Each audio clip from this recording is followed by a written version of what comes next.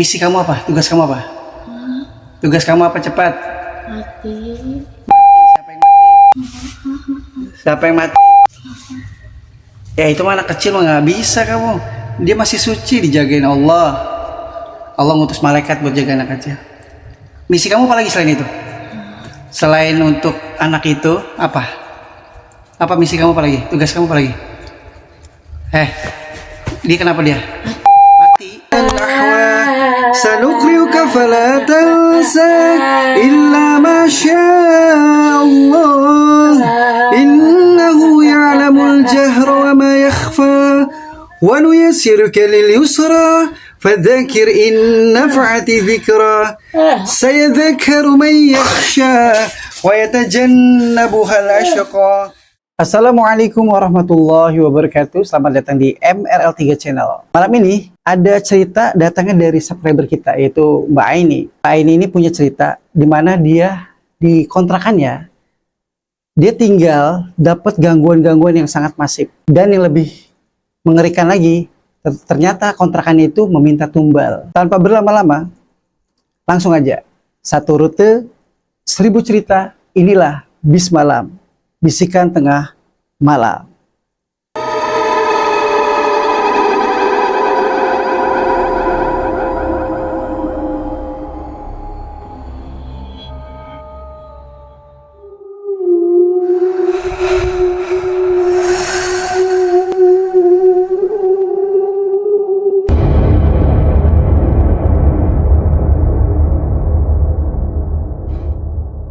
Berawal di tahun 2016, Mbak Aini ini nikah. Lalu dia ngontrak di sebuah kontrakan di Jakarta Selatan. Selang beberapa bulan, dia diajak pindah. Tapi ini keinginan ibu dari si Aini, karena pengen mereka satu atap. Jadi ibunya Aini itu mengajak si Aini dan suaminya tinggal bareng. Tapi di kontrakan itu ternyata, biasanya kontrakan seperti lumrahnya ya. Tapi makin kesini ada keanehan. Jadi dia mulai ngerasain mimpi-mimpi aneh. Salah satunya mimpi ketemu sosok, di mana sosok itu ada di langit-langit kamar mandi. Dan di dalam mimpinya itu sosok itu berkata, "Saya lebih dulu dari kamu dan kamu harus keluar." Lalu si Aini ini nganggap ini kayaknya lebih mimpinya tuh bunga tidur deh. Tapi makin kesini dia ngerasa tuh kok masif ya. Ketika si Aini ini hamil, dari kehamilan 1 sampai 3 bulan itu normal. Tapi di hamil yang ke-4 bulan, dia dalam keadaan posisi berdiri, sedang melihat pandangannya ke arah orang tuanya, itu ayahnya yang sedang beraktivitas. Tiba-tiba dia terjatuh pas banget di tulang ekor. Dan akhirnya si Aini ini menganggap, itu biasa ya. Dia nggak kepikiran kalau ada sosok yang menarik kakinya, atau seperti kayak diselengkat gitu ya. Lalu si Aini ini hamilnya makin besar, tepat di 7 bulan kehamilannya. Ketika dia tidur, dia merasa ada tangan yang meraba-raba daerah area perut ya, ngelus, dan dia masih positif karena dia ngerasa mungkin itu pergerakan dari bayinya. Di usia kandungan ke-8, dia mulai merasakan mules yang sangat. Akhirnya si Aini dibawa oleh orang tuanya ke rumah sakit. Tapi anehnya sampai sana mulesnya hilang, seperti apa ya, istilahnya kayak kontraksi palsu gitu. Nah, mendekati usia 9 bulan, baru di situ tuh dokter memberikan induksi supaya cepat lahirnya. Prediksinya mungkin beberapa jam itu akan lahir. Tapi meleset, pembukaannya itu masih 4 aja. Nggak nambah-nambah tuh. Lama-lama karena udah kelamaan, si kakaknya dan kakak iparnya si Aini menyarankan untuk udah, saya akan mintakan air doa. Akhirnya mereka datengin gurunya, sebut aja Buya, malah mereka manggil Buya. Lalu minta air doa sama Buya, lalu kakaknya itu membawakan air itu ke Aini. Setelah Aini meminumnya, drastis pembukaannya nambah dengan cepat. Dan akhirnya Aini melahirkan anak pertamanya, sebut aja bayinya itu Laila. Setelah itu Laila itu beranjak beberapa bulan, usianya 6 bulan saat itu si Laila. Itu sering sakit, panas. Tapi ketika dibawa ke rumah sakit, adem.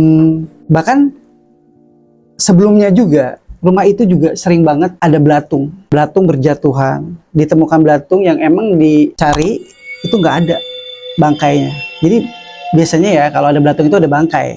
itu biasanya ya normal ya. Tapi ini kok nggak ada, berkali-kali belatung itu datang. Udah dicari, nggak ada sumber baunya, nggak ada. Tapi ada aja belatung berkali-kali. Dan ditambah lagi ada ular, dimana Aini itu nangkep basah ular di dapurnya itu berkali-kali juga. Tapi dia udah mencari tahu mana sih akses masuknya ular. Dia udah cari ke kamar mandi, nggak mungkin kayaknya. Apalagi rumahnya si Aini itu di tengah-tengah, diapit kanan kiri sama rumah juga. Kan nggak mungkin menurut pikirnya si Aini ya. Lalu si Laila ini gampang sakit, sampai dokter pun capek, dibawa ke rumah sakit, adem lagi, pulang panas lagi. Nggak sampai situ aja tuh gangguannya. Si Aini akhirnya di suatu hari Aini disuruh sama bapaknya itu ke warung. Di perjalanan menuju warung ada suara yang memanggil-manggil nama Aini. Tapi ketika Aini menoleh nggak ada sosok itu, hanya dengar suara aja. Apa mungkin itu delusi ya, hanya sekedar mungkin ya, hanya suara-suara nggak jelas. Mungkin dia ngerasa mungkin saking lelahnya sampai ada suara itu masuk, saking lelahnya. Tapi pas pulang Aini kesurupan, dan kesurupannya itu benar-benar dia tuh memperagakan seperti harimau gitu ya, dengan kayak apa, mengeluarkan kuku-kukunya, ingin mencabik-cabik orang di sekitarnya. Itu berlangsung lama, sangat lama, sampai-sampai. Tapi bersamaan dengan Aini kesurupan, si Laila itu dibawa ke rumah sakit karena masih panas kondisinya saat itu kan. Akhirnya dokter menyarankan udah daripada bolak-balik dikasih aja obat penurun panas. Akhirnya suruh pulang lagi karena dia hanya panas di rumah aja, di rumah kontrakannya si Aini. Begitu anaknya keluar dari rumah itu, adem lagi. Anaknya makin besar, makin dewasa. Di situ pun gangguannya juga masih ada lagi gangguan-gangguan yang banyak banget, rentetan-rentetan keanehan-keanehan. Tapi di usia waktu balik lagi ya, waktu usianya setahun si Laila, itu gangguannya itu dia tuh nggak mau keluar rumah, nangis mulu, ketemu orang banyak nggak mau, kamar mulu. Tiba-tiba disaranin untuk ke orang pintar ya itu. Dan di sana pun waktu usia Laila setahun ya, ini flashback lagi ya, dia udah dibawa ke dukun, dan dukun itu dua. Satu dukun sembur, satu lagi dukun pijat. Karena anak ini yang harusnya di usia setahun udah bisa jalan, ini belum bisa. Sampai dibawa ke tempat-tempat rumah sakit yang khusus penanganan untuk anak. Itu gimana ya? Mereka itu nganggap itu dia normal, sarafnya normal, pendengaran normal. Jadi udah dicek semua tuh sama dokter. Tapi kok ibunya merasa nggak puas gitu sama keterangan dokter bahwa anak ini sebenarnya bermasalah, tapi dokter bilang nggak kenapa-napa. Sampai dia di perjalanan dia naik ojol, terus driver ojolnya bilang, Ini anaknya kenapa-napa loh. Ini gangguannya non medis. karena emang ada keanehan sih di ubun-ubun kepalanya si Laila itu ada asap putih. Sempet dokternya juga bilang katanya ada kayak asap gitu di kepalanya, tapi ketika dicek lebih intens, dicek itu nggak kelihatan. Tapi ketika pakai mata biasa itu kelihatan, tapi begitu pakai alat, di zoom gitu pakai alat, nggak kelihatan. Anehnya di situ, makanya dokter bilang itu nggak apa-apa deh, bukan sebuah kelainan. Tapi driver ojol ini yakin, mendingan balik aja lagi ke tempat Mbak pertama kali ngobatin. Di mana tuh Mbak? Si Aini mikir ya, oh si ini yang direkomendasi oleh kakak iparnya itu Buya. Dia balik lagi minta air doa, sama Buya disarin pakai air. Aneh banget, tuh anak jadi panas lagi, sakit lagi. Terus gangguannya itu sebenarnya nggak cuma itu. Sekarang kita balik lagi nih ke usianya si Laila, udah lumayan besar. Tapi gangguannya itu sebenarnya sangat-sangat yang lebih menakutkan adalah ketika ibunya itu Aini kerasukan. Setiap kerasukan si Aini selalu berkata, jadi jinnya ini nih, yang merasuk ke tubuhnya Aini selalu berkata, Anak itu harus jadi tumbal. misi kamu apa? Tugas kamu apa? Tugas kamu apa? Cepat. Mati. Mati. Siapa yang mati? Siapa yang mati? Ya itu mah anak kecil mah nggak bisa kamu. Dia masih suci, dijagain Allah. Allah ngutus malaikat buat jaga anak kecil. Misi kamu apa lagi selain itu? Selain untuk anak itu apa? Apa misi kamu apa lagi? Tugas kamu apa lagi? Dia kenapa dia? Mati. Emang bisa kamu? Buktinya apa sekarang? Nggak kenapa-napa tuh. Allah jagain kan? Target kedua adalah ibunya, yaitu Aini. Aini pun juga harus ditumbalkan. Dan dia ngomong bahwa seorang pengusaha lah yang mengirim jin ini. Si Aini pun juga sebenarnya sih nggak curiga. Dia cuma ngerasain kok lama-lama makin kesini nggak nyaman. Awalnya kan rumah itu kan baik-baik aja ya. Tapi setelah dia mimpi itu berkelanjutan. Si Aini sempat main tuh ke Cakung. Pas di Cakung itu dia ketemu orang pintar lagi tuh. Kata anggap sebut aja emak ya. Si emak ini bilang, kamu pindah rumah deh. Rumah itu kayaknya nggak baik-baik aja deh. Bahaya buat keselamatan anak kamu dan kamu juga. Akhirnya si Aini ini tuh nggak terlalu dipikirin ya omongan si emak. Dia pindah lagi nih karena emang saat itu masih ngobatin si Laila ini. Tapi Laila emang sebenarnya tuh ketika umur-umur masih balita itu emang dia tuh aneh gitu ya. Ngeliat orang nangis mulu, ngeliat keramaian nangis. Sampai orang tuanya tuh udah berobat kemana-mana ya. Udah dibawa ke orang pinter ini, ke sini. Nggak ada hasil. Akhirnya dia nggak sengaja tuh berobat lagi tuh di tempat yang berbeda. Bukan di Cakung, masih di Jakarta.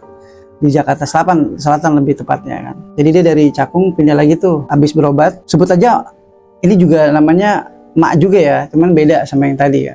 Dia pas berobat di situ, Mak itu bilang, kamu pindah, anak kamu sakit terus nih kalau begini nih. Karena rumah ini kayaknya ada yang nggak beres nih. Kayaknya kalian ditumbalin deh. Terus si emak ini nih bilang, kalau kamu nggak pindah-pindah juga, ini ada dua nih. Kalau nggak saya yang mati, kata si emak, kamu yang mati semua sekeluarga. Emak juga gak takut nih kalau emak sampai mati nih. Jadi emak ini puasanya ini diniatin untuk si kesembuhan si Laila.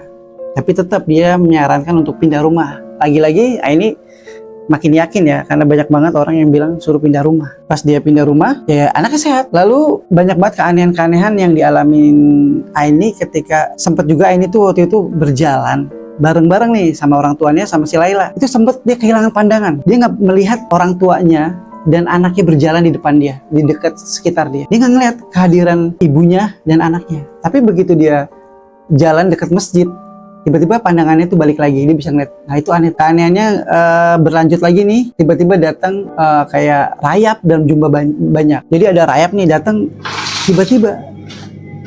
Kan menurut kita ya, setahu kita kan rayap itu datang nggak mungkin dong begitu aja, pasti ada sesuatu yang mengundang dia untuk datang kan, seperti banyaknya kertas atau kayu-kayu, biasa begitu kan ya. Rayap itu suka tuh makan-makanin kertas, kayu, tapi ini beda.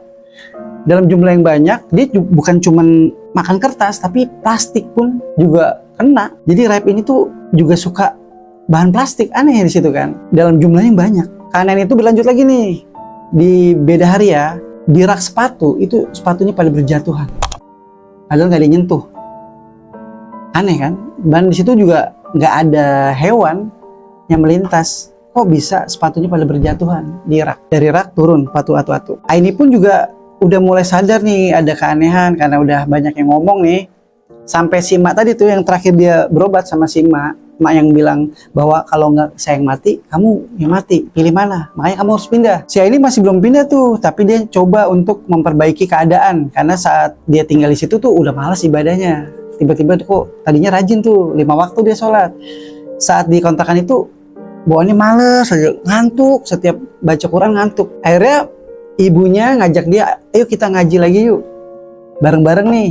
Nah, pas ngaji bareng-bareng tuh, emaknya dapat penampakan. Dia melihat penampakan emaknya si Aini, ibunya ini tuh ngelihat ada sosok besar.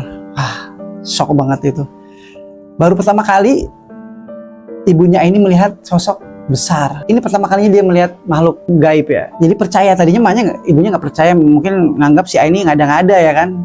Setiap Aini cerita, ibunya nggak digubris tuh. Tiba-tiba si Aini ini sering kesurupan. Ya itu, kadang-kadang dia berlaku seperti hewan, marah-marah, ketawa-ketawa. Dan juga dia ketika dia dalam keadaan baca Quran itu ada suara-suara yang kayak orang kepanasan, teriak panas. Padahal nggak ada orang saat itu, nggak ada orang lain selain dia dan ibunya. Jadi kalau baca Quran ada suara-suara kayak teriakan-teriakan kepanasan. Ditambah lagi ketika dia baca Quran yang dia bacaan-bacaan ayat-ayat tertentu ya yang sifatnya itu untuk mengusir makhluk halus ya, itu di rumah sebelahnya Aini itu ada suara-suara kayak bantingan-bantingan ya perabotan dapur, berisik banget. Nah si Aini tuh bilang ke ibunya ya, di sebelah tuh kok ada suara sih, kan kosong bu. Ibunya bilang enggak, itu mungkin rumah sebelahnya lagi untuk supaya anaknya tuh nggak kepikiran yang aneh-aneh kan. Tapi ibunya tahu emang suara itu bersumber dari rumah kosong itu. Akhirnya nggak cuman ngelihat sosok besar, si Aini ini ngeliat penampakan nenek-nenek yang sangat menyeramkan, mukanya pucat itu. Itulah yang kadang-kadang nenek itu sering hadir, setiap hadirnya itu sosok nenek-nenek itu anaknya sakit mulu. Dan lagi-lagi jinnya itu ngomong, saya itu adalah dikirim oleh si A, pengusaha A.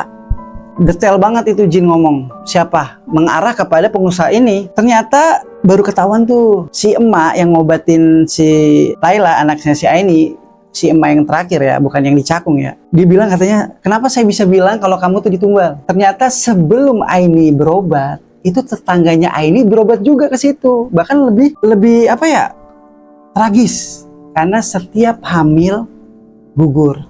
Hamil keguguran, berkali-kali keguguran sampai dia nggak punya anak terus, gagal terus. Di situ mak itu ngambil kesimpulan bahwa ketika ditanya alamatnya persis banget di sampingnya rumahnya si Aini. Ternyata itu adalah tetangganya Aini dan dia sampai sekarang nggak punya anak gara-gara selalu janinnya hilang, keguguran ya, dan posisi keguguran bisa dijelaskan sama medis itu. Jadi lama-lama udah mulai aman deh ketika dia udah berhenti ke orang pinter. Dia dapat nih seorang peruqyah nih. Jadi dia diruqyah beberapa kali, emang dia reaksinya frontal banget ya, brutal banget ya, ngacak-ngacak sambil ketawa-ketawa sombong. Jinnya itu bilang ya tetap hampir sama kalau dia dari pengusaha yang ngirim. Pengusaha itu pernah tinggal di tempat yang berdekatan sama Aini, terus dia udah pergi, nggak di situ lagi. Ya di situ si Aini udah mulai normal nih hidupnya, karena udah mulai gangguannya berkurang. Udah segitu aja nih cerita dari Aini nih, dan Aini akhirnya sembuh karena udah diruqyah beberapa kali, dan ternyata anaknya pun udah mulai nggak sakit, nggak panas-panas lagi, udah mulai normal, dan anaknya udah makin dewasa, udah pinter gitu kan. Dah gitu aja ya cerita dari Aini. Wassalamualaikum warahmatullahi wabarakatuh.